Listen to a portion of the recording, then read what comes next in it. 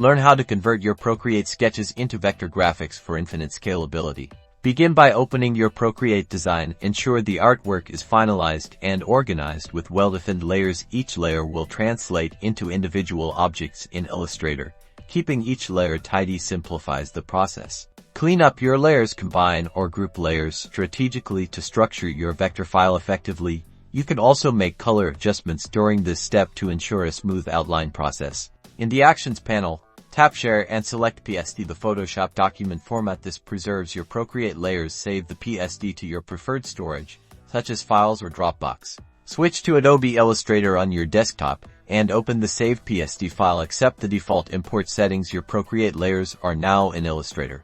In Illustrator, go to Object and choose Image Trace, then make and expand. This converts your artwork to a vector. Fine-tune trace settings if needed. Success, scale and edit the vector graphics without resolution loss. Export in formats like SVG for web or AI for further editing. Now, create.